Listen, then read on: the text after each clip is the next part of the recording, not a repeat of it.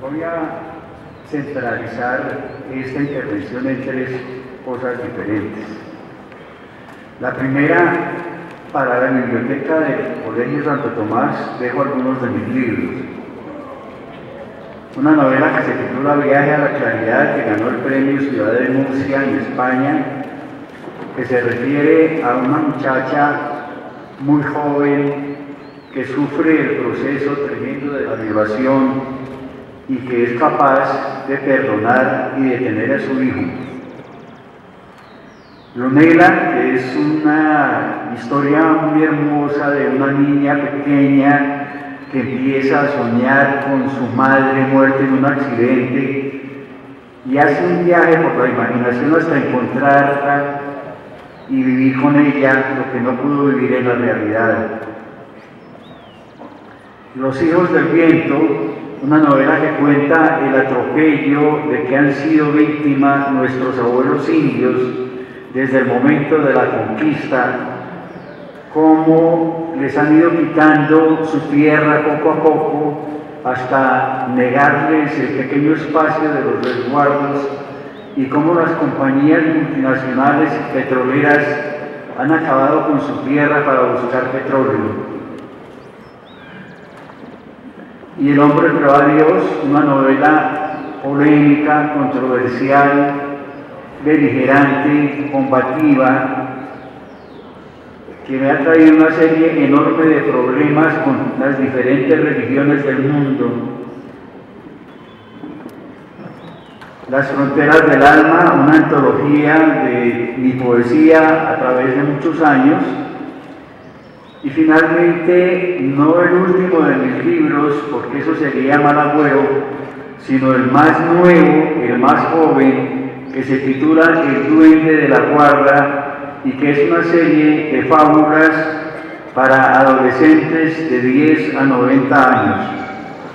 Los dejo para el colegio para que nos volvamos a encontrar. El escritor se encuentra en sus libros y para conocerlo hay que leerlo, porque de lo contrario nunca sabrán quién es el escritor. Esto queda pues para el colegio.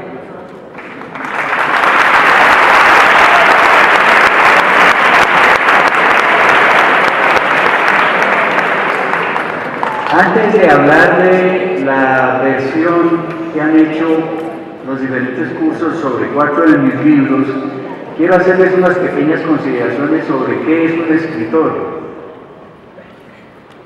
Un escritor es el vocero de una sociedad muda, es el que grita por los que se callan, es el que expone la vida por los que se esconden, es el que tiene que ser valiente por los cobardes.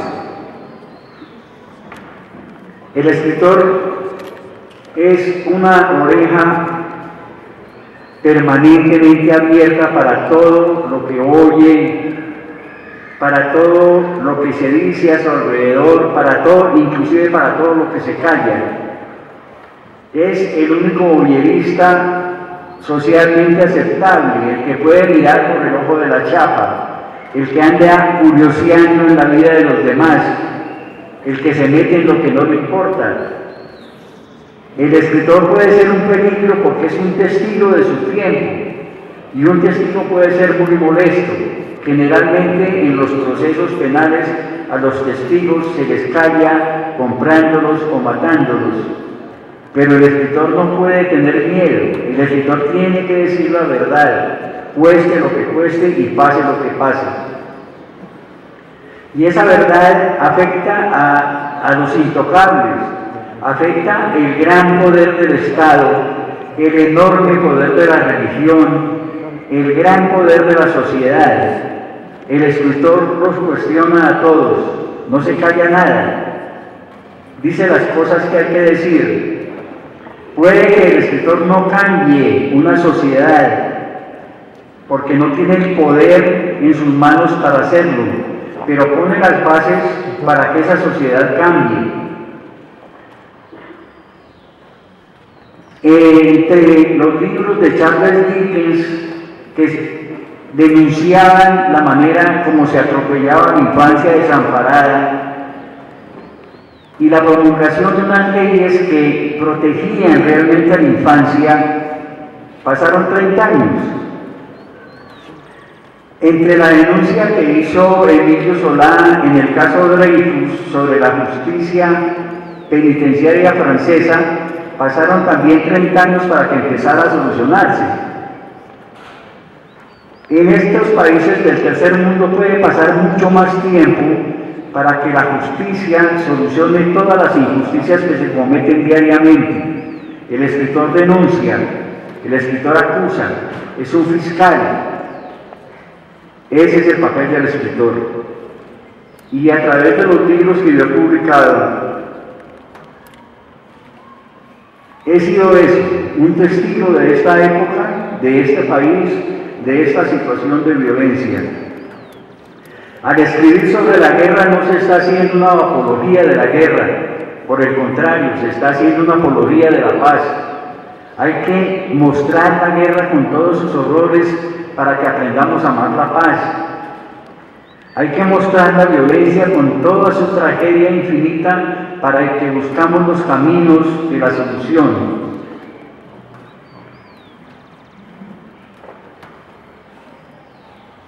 El escritor dentro de una sociedad busca darle a sus compatriotas, a sus compañeros, a sus contemporáneos una visión diferente del mundo. Y si se escribe una visión amarga, no es para hacer la vida más difícil, sino para que entendamos que entre todos tenemos que hacerla más fácil. El trabajo de construir un mundo, de construir un país, de construir una sociedad, una comunidad, no es un trabajo de una sola persona ni de un grupo, es un trabajo de todos.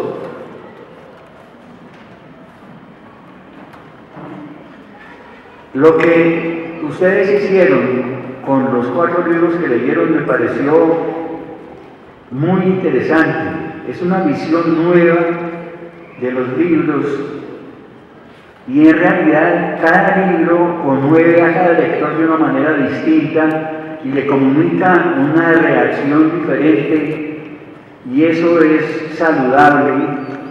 Me parece que eso es lo que busca el escritor. Lo que hicieron de Proceso un ángel es una muestra de ese libro que no lo escribe una persona, ni un protagonista, ni un personaje, sino que lo escribe un pueblo. Proceso un ángel está escrito por un pueblo. Cada persona que cuenta la historia da su propia versión de la historia según cómo la vio, la vivió, la padeció, la sufrió. Nosotros somos milagreros, digo nosotros en el sentido no solamente de América Latina, sino del mundo. Estamos buscando siempre un milagro. Por ejemplo, en la región de la costa tumban una pared y en el cemento ven 4 líneas y dicen que es una figura de Jesucristo. La gente va a rezar allá, se vuelve un lugar de peregrinación y ya es un milagro. De todas maneras, los seres humanos necesitamos matar a nuestro Redentor para sentirnos redimidos. Y la gente de Desolación, que es un pueblo triste y abandonado, mata a Angélica después de haberla convertido en Dios. La tienen que matar para sentir que ella realmente los va a redimir. Es un libro muy cruel, un libro muy triste, un libro muy doloroso, sobre todo porque el personaje central es una niña pequeña, inocente, a la que manipulan los que ganan el dinero con la milagrería. El libro de Después empezará la madrugada es un testimonio de 30 años de violencia en Colombia. El libro empieza a existir como relato mucho antes de abril de 1948, cuando se presentó el auge de la violencia oficial, y va contando cómo esa violencia ejercida contra un pueblo inerme crea una serie de movimientos defensivos como las guerrillas de Llano, que después vinieron a sentir el influjo de la política exterior a Colombia de un socialismo que buscaba redimir al país, buscaba la igualdad de oportunidades para todos, la distribución de la riqueza de una manera equitativa, y que luego se fue degenerando hasta convertirse en un bandolerismo y llegó hasta el momento en que los ideales revolucionarios se perdieron del todo y se convirtió esto en una guerra sucia que creció con el narcotráfico, invadió y corrompió el mundo. La parte de la rebelión de las ratas es una versión muy buena la que hicieron acá. No se muestra la rebelión en sí, sino la inutilidad de la violencia. Ese libro es el tercero de mis libros. Se publicó en 1960 cuando ganó un premio mundial en España, y es la experiencia vivida en una mina de carbón de La Chapa, en Paz del Río, en Boyacá. Todo libro, para que tenga un soporte, para que convenza a la gente, para que exista como literatura, necesita un proceso de investigación. Si no hay un proceso de investigación, el libro no existe, no tiene una plataforma que lo sostenga, no tiene cimientos. Y así como para escribir, después de empezar a la madrugada, conversé con decenas, con centenares de muchachos que fueron guerrilleros, que fueron soldados, que fueron víctimas y victimarios. Para escribir La rebelión de las ratas hice un trabajo de investigación, trabajando como minero en Paz del Río, en La Chapa, durante un mes, para ver cómo era la vida cotidiana de esta gente, cómo era su lucha, cómo eran sus esperanzas, cómo eran sus frustraciones. El último trabajo escénico que hicieron sobre Mientras llueve también es un trabajo muy hermoso, muy simbólico.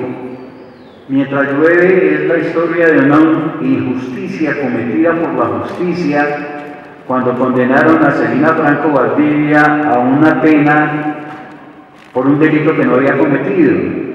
Y eso que en esa época a la cual se refiere la novela, digamos el año de 1960, 1950, 1940, la justicia colombiana era un ejemplo para el mundo. Ahora, desgraciadamente, la justicia colombiana es una vergüenza para el mundo. La justicia en Colombia murió hace unos 30 años y desgraciadamente el olor de ese muerto apesta al mundo. La justicia en Colombia es una de las mayores vergüenzas de la humanidad en este momento. Y así se escribió Mientras llueve, mostrando una injusticia de la justicia cuando la justicia era justa y funcionaba de una manera adecuada. Para mí fue una sorpresa, y una sorpresa muy agradable, ver la manera como como convirtieron esos libros en símbolos de una idea colectiva, que es la misma que estuvo presente en la obra de los profesores, esa obra que es como una elegía para una Colombia en paz. Realmente la necesidad de la paz se siente en todas partes. La necesidad de la paz es un pedido del corazón de Colombia. Todos queremos la paz. La paz se perdió hace mucho tiempo, mucho más de medio siglo. Casi todos ustedes, no sé si sus profesores, pero de todas maneras ustedes, muchachos y muchachas, han nacido en un país en guerra, un país que no volvió a conocer la paz. Es triste, absolutamente triste, no tener la paz que teníamos alguna vez cuando se podía salir por los caminos, salir por las carreteras, cuando Colombia no tenía límites, porque era un país abierto a la esperanza, a la fraternidad, al afecto, al amor, cuando los ranchos campesinos estaban abiertos para recibir al que llegara, cuando el único fuego que había era el fuego de los fogones, que era el fuego amigo de las cocinas, de las casas, cuando la mano siempre se le tendía a un amigo, cuando un abrazo no se le negaba a nadie, cuando todos éramos hermanos, cuando Colombia era un país que era como una gran familia que se quería, que se respetaba, que se ayudaba, que sabía que el amor nos podía salvar. Desgraciadamente todo eso se perdió y estamos viviendo dentro de una guerra de la que no sabemos cómo vamos a salir.